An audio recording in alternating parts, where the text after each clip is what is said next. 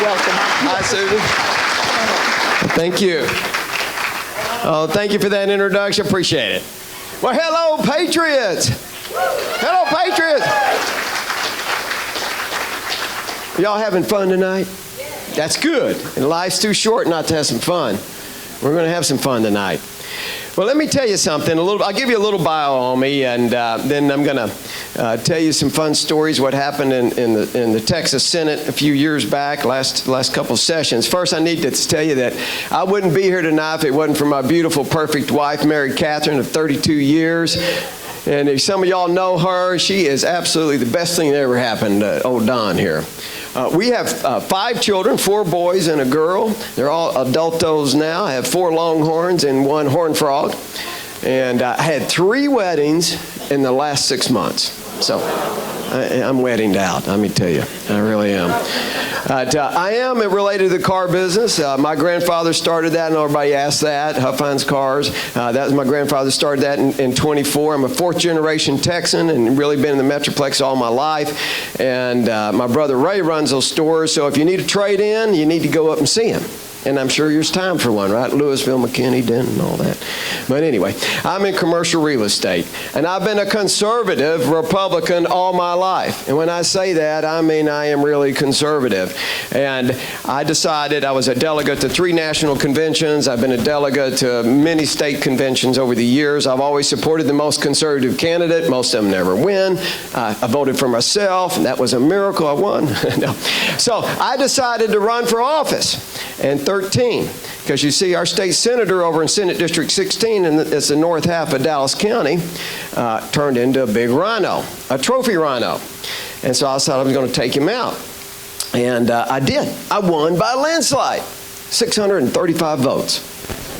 1%. So let me tell you, it matters. What you do really matters, and it really does. 1% is a huge issue in politics. You don't want to come in second in politics. But let me tell you what I've kind of gotten to be known for, and that is killing a big government agency when I was down there. I did lose my election in 18 to the Democrats, to the Beto Mania, to Bobby O'Rourke in 18 in Dallas County. I don't know if she said that, but I want to make sure everybody understands that. I'm not in office right now, so I can say what I want. First time ever. It's really great. It really is. It really, you take the leash off. And anyway, so what I got to be known for down there was killing this government agency, Dallas County Schools. Some of y'all might have heard of that, DCS, might not have. I'm going here to tell you the true story what happened. In 2013, I'm looking at my property tax bill, and I'm going all the way down. There's a ton of things on there. At the very bottom, it said Dallas Equal Fund.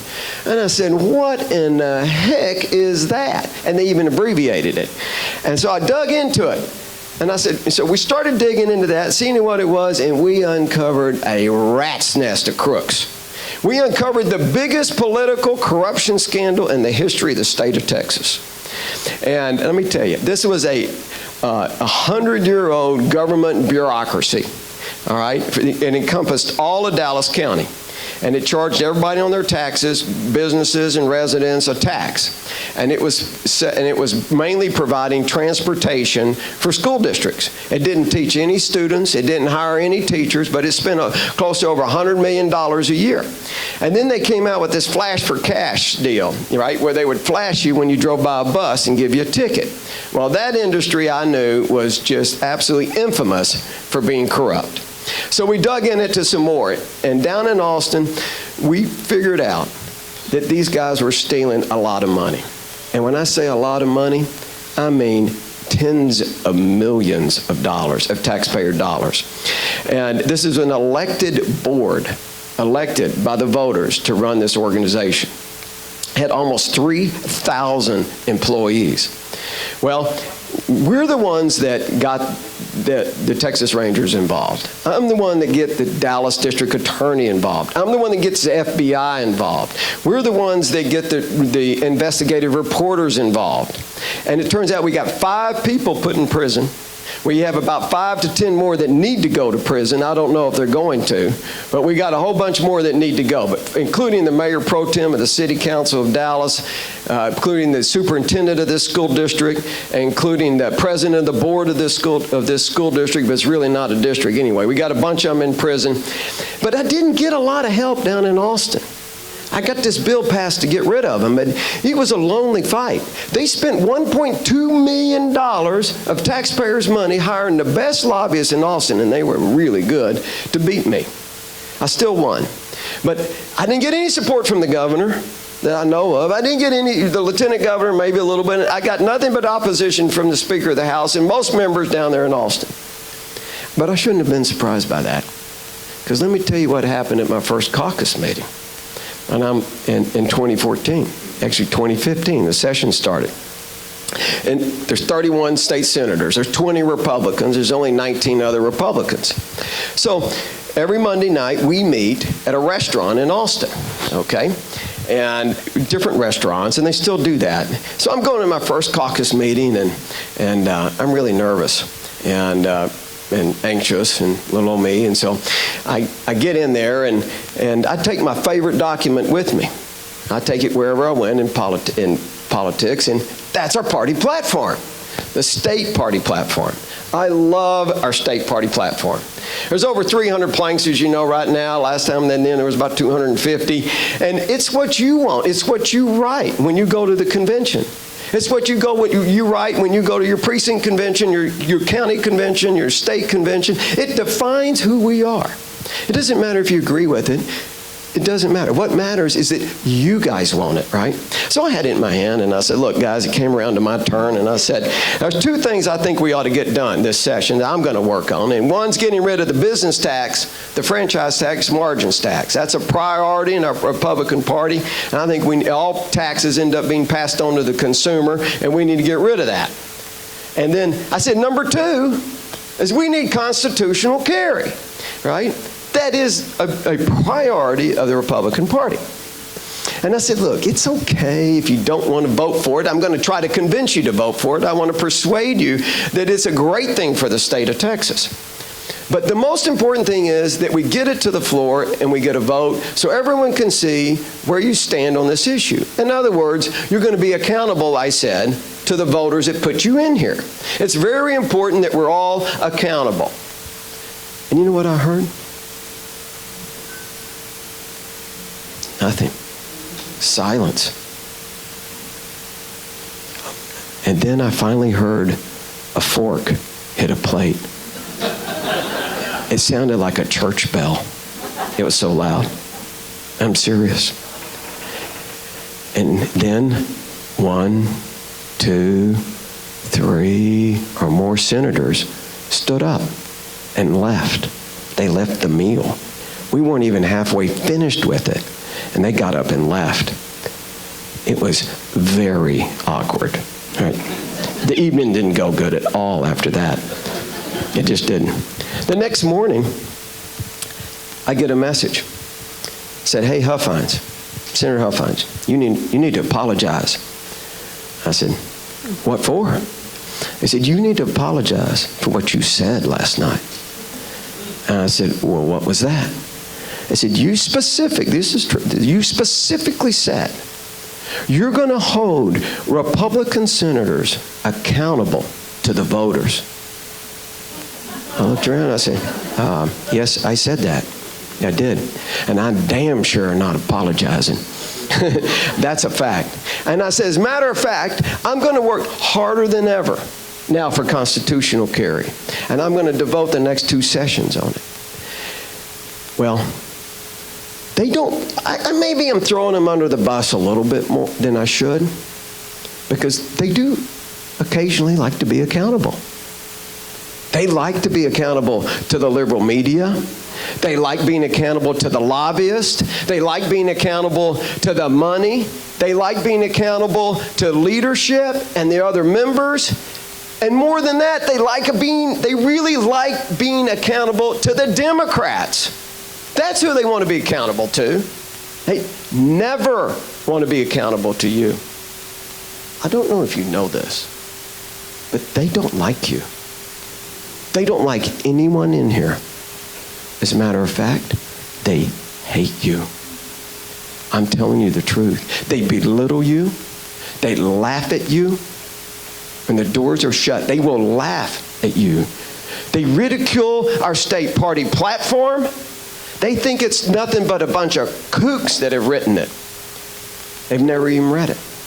Have you ever seen our governor talk about our party platform? Have you ever seen him hold it up? Have you seen any of our statewide leaders, any Republican statewide leaders, talk about it? Have you ever seen our lieutenant? I worked with Lieutenant Governor. I don't remember him ever even mentioning it. I don't remember him mentioning what you want. Have you ever heard of Paxton talking about it, our Attorney General? Have you heard of Glenn Hager talking about it? Have you heard of George Bush talking about it? They don't talk about it. You know why they don't talk about it? Because they don't believe in it. That's not what they're there for. They don't believe in what you want. You wonder why we had a purple session? You think we had a purple session? We have never not had a purple session.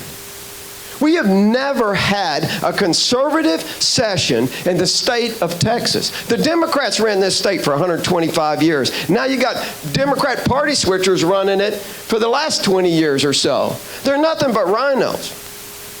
We've never had a conservative session. If you think we've had a conservative session, just look at the issues.